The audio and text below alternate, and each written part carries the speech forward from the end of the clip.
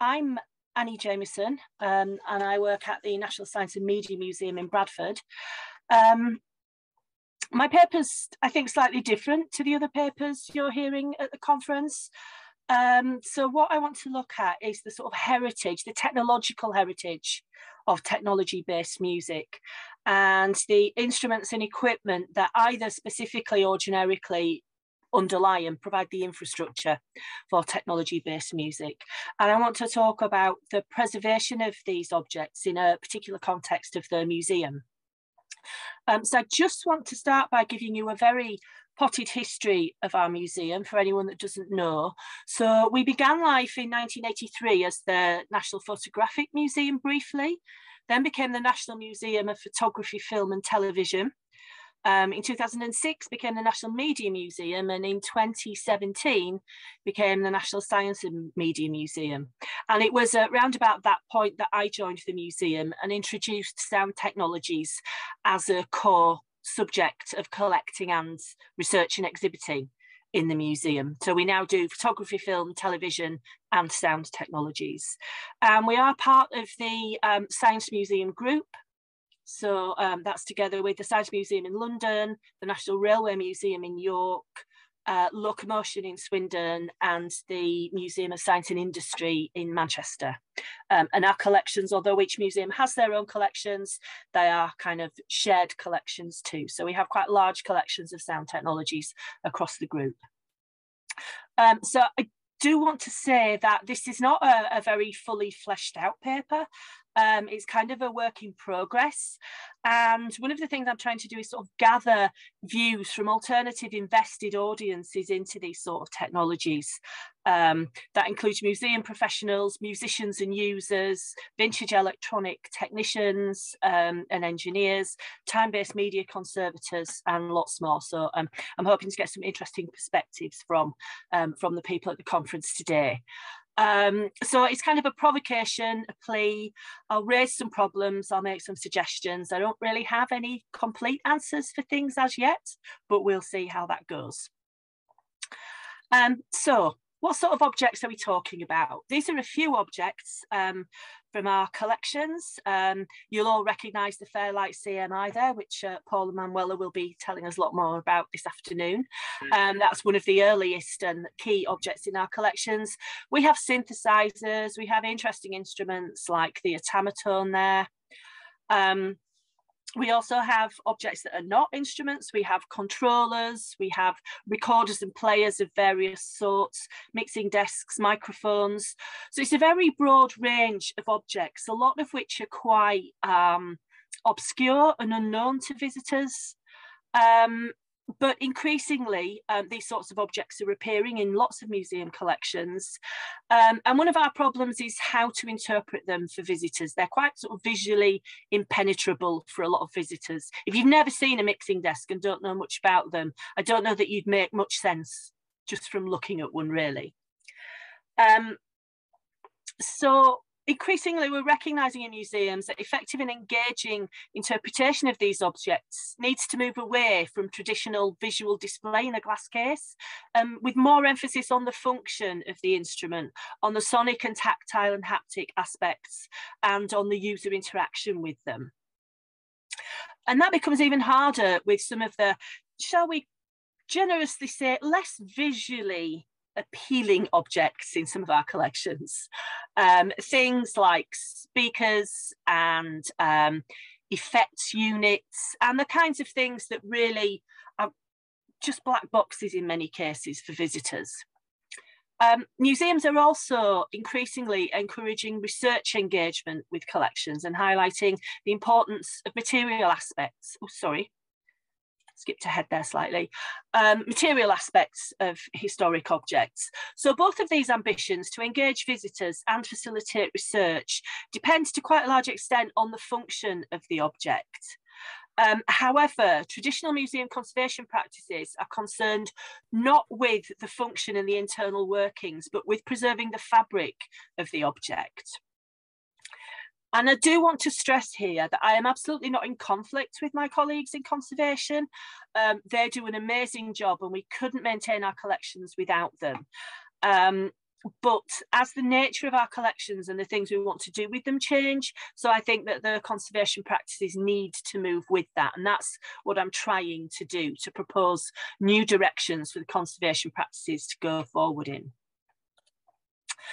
So just to say a little bit then, so generally speaking in Science Museum Group and most museums, I think, the default situation is that objects are not operated, they're not turned on, they're not played, they're not kind of touched or interfered with in any way.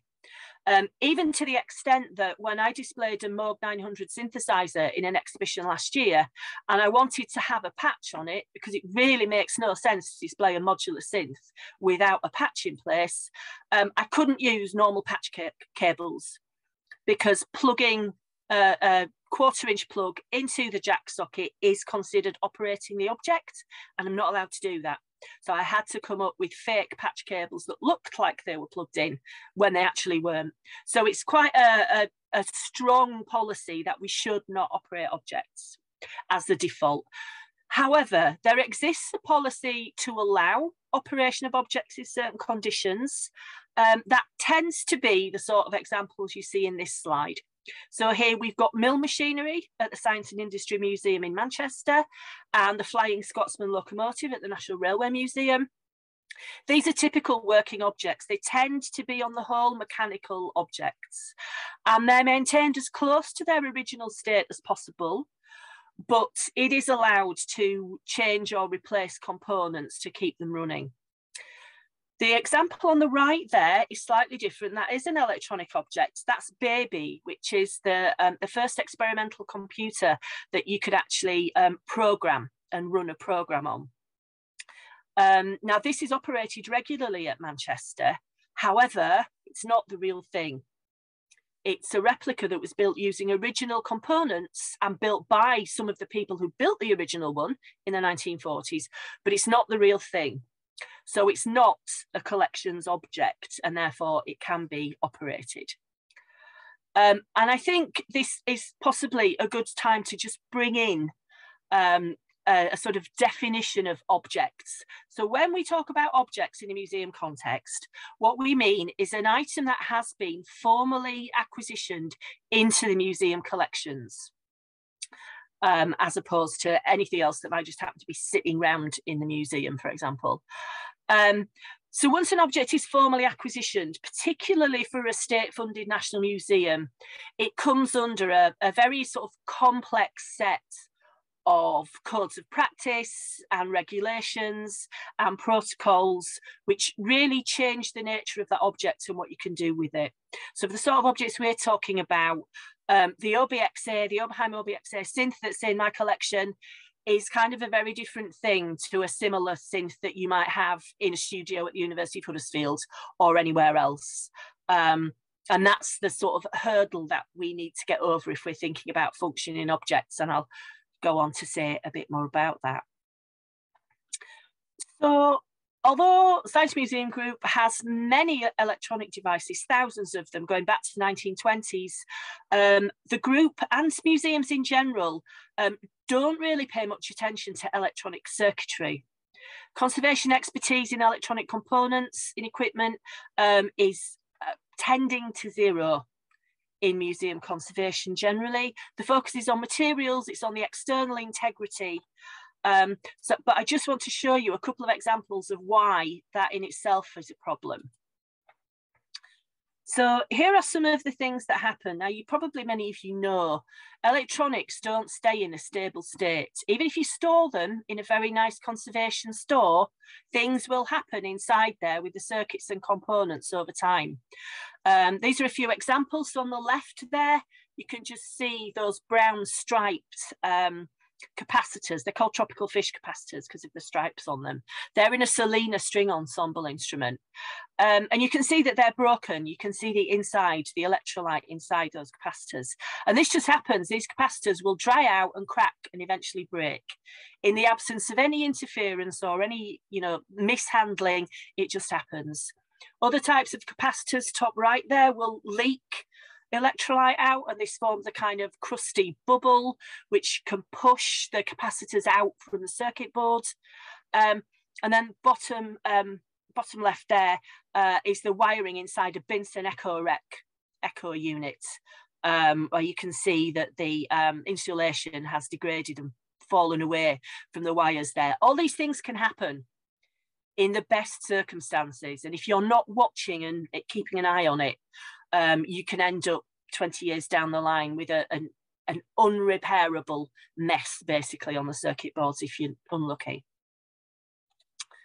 So how do we kind of bring all this together in a way that can work with the museum policies and encourage adaptation of the museum policies to stop this sort of thing happening and retain at least the potential for an object to operate in the long term? So there's a very complex document and procedure for this, which I won't go into, but essentially there's a set of requirements that I need to consider as a curator for an object. And if I think I can meet those requirements, I can present a case to a group-wide committee who will decide if it's possible to bring an object into working order. And I've picked out a few highlights here and sort of traffic light coded them as to how much of a problem they might be for the sorts of objects I'm interested in. So on the left-hand side, you can see the red issues. Some are pretty obvious. We're not keen, if it can be avoided, on replacing original parts or altering design. That can be an issue because chances are components are going to have to be replaced in objects if we want them to function. Resources required for maintaining functionality is a big one. This isn't a one and done situation. So we might bring an object into operation and everything might be fine, but how do we resource the maintenance of that in the long term? Use is mutually incompatible with preservation of the whole. I mean, that's just always true. If you use things, they will wear and there is a risk that they will break and things will happen. And then record through the media of film and photography the return to operation. This is great, and this is what we would want to be doing. If we're having an object repaired and having work done on it and you're operating it, we should have a really good documentation of what's happening there. The problem with that is that that takes resource. I'm sorry, done that again. So I might find funding, for example, to get someone to come in and have a look at our Fairlight, which came in working order, but with a fault with the light pen on it. So I might be able to find funding to get an expert to come in and look at that and possibly repair that fault. But I also need to find funding for a professional videographer to come in and document that procedure. So that could potentially double the cost of that. So that's always an issue that has to be thought of and can make things more difficult. The amber considerations we might think about, you need to make minimal change to fabric if you're going to bring an object into operation. That's actually not too bad for the objects I'm interested in, which are largely from the sort of 1980s onwards. And hopefully we wouldn't need to do too much. So we might get past that one. Current safety standards, again, for objects from the 80s onwards are not really a problem. If you wanted to bring much older objects into operation, it would be a much bigger issue. Similarly, with requirement to remove hazardous materials, not an issue for a 1990s sequencer, let's say, but if you have a 1940s amplifier or a speaker, there's likely to be asbestos, perhaps as insulation, asbestos insulation on the cables, so lots of potential hazards that could be a problem. And then the aesthetic, historic, scientific or social value one is a bit of a double-edged sword. On the one hand, an object needs to have these qualities to be worth bringing into operation, but on the other hand, you mustn't damage that value by bringing it into operation. So that's one that needs to be balanced out. And then the green ones very quickly, maintaining knowledge of craft and traditional skills. Well, yes, vintage electronics maintenance is a craft or traditional skill that we should be encouraging and facilitating. Preserving significant function, absolutely. Inspiring innovation, engaging understanding, motivating learning, totally. And of course, the start of this, the sensory aspects. We can bring in the sensory aspects of sound, sight, feel, and smell potentially of objects by bringing them into operation. So it's not without hope, and we are working on this policy, but there's still quite a long way to go because it's still largely bedded in the idea of mechanical objects and doesn't specifically address electronics at all. So we need as a group to work on that. So I'm running quite late. I'll whiz through this quite quickly. The place we can look for a lot of help with this is time-based media. And that speaks, of course, to electroacoustic music and a lot of other technology-based music, because these are the places where it may be necessary to maintain vintage equipment in order to ever be able to display or play that piece again. There is a little bit of attention to this in ICOM, which is the International Committee for Conservation in Museums. They do have a time-based media strand, so it is something that's being thought about, but this really happens mostly in art galleries. It's something that we see more of in art galleries. So if you have an art piece that requires display on CRT screens, then you might need to keep those screens available if you're going to display that work again in 20 years or wherever. And in fact, some people who are very good at this are Tate. And this is just a quick shot of their conservation store where they have several hundred different CRT monitors. They're available for use with time-based media pieces. So this is the bit of my sort of project at the moment that's more sketchy. I think what I need to do is to make a case for the group that the function of an object is part of that object.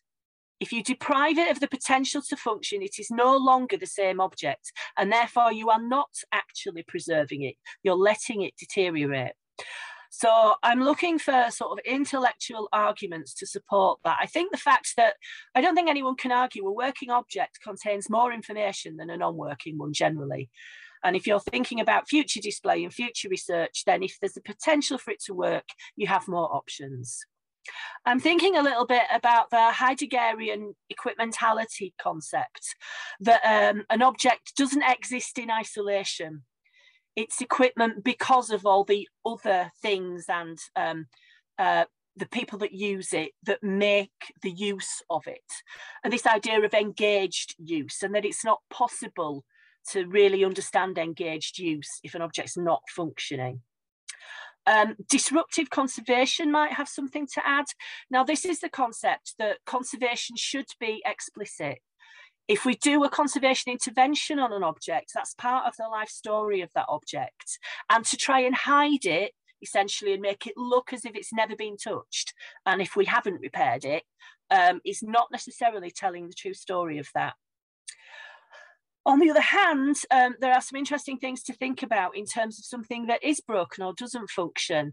And Steve Lawson, who's a musician and academic, some of you might know, said that non-functioning is an invitation to the imagination to reinvent.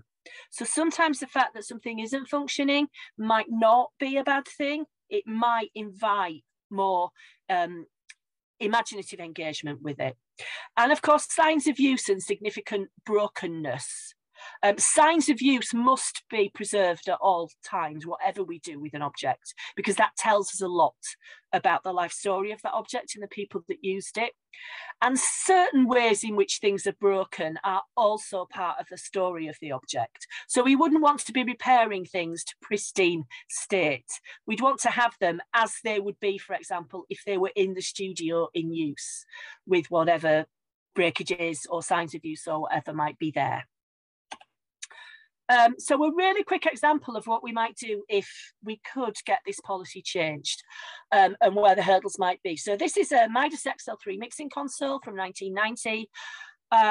One of the ways we might avoid problems and maintain function is if we had an item fully assessed and serviced by a professional when we acquired it. So we know that it's in good order and we know if there are any issues to consider. But an item like this, it's a 40-channel desk. That would be at least 1 hour per channel strip at least £40 per hour, plus call out, plus everything else. It would probably cost you more than £2,000 just to have this assessed, more if it actually needed any work. And then as a sort of maintenance programme, I'd propose that we have a sort of MOT certificate, and that we, in consultation with experts, come up with a minimum maintenance programme to keep the objects in working order. So take advice on how often does it need to run, how long does it need to run for, what functions do we need to run through it. So this desk, for example, perhaps once a year, we turn it on, we let it run for 24 hours, we run a signal through every channel and check the outputs. That requires equipment, some of which we have in the museum, some we need to bring in. You would need to move every control back and forth through their full range of movement in order to make sure they were all okay. This desk, I know because I counted, has 1,254 pots, 2,410 buttons and 68 faders. At 2 seconds per control, it would take you more than 2 hours just to do that bit of it. So this maintenance check will probably take a couple of days. We need at least 4 staff to actually bring out and move this desk and take the lid off it. We need the space for it. So it's quite a resource heavy endeavour. And just to finish off then, that brings us to some of the kind of considerations in conclusion. Our current practice and protocols make no allowance for this kind of work, either in terms of people resource or money. So where does this come from? Where does the necessary expertise come from? We don't have it. Do we buy in on a consultation basis? Do we train or appoint new staff to do this? Can we get volunteers to do it? Lots of people very, very keen to work on locomotives with expertise. Don't know how that would work for people working on synthesizers and so on. And how do we come the current practices that predicate operation on immediate benefits? We want to turn this on and have it work because we're doing an exhibition next month, rather than thinking about the long term. I don't know what a curator might want to do with these objects in 10 years, 20 years, 50 years, but I'd like to keep our options open and have the potential there.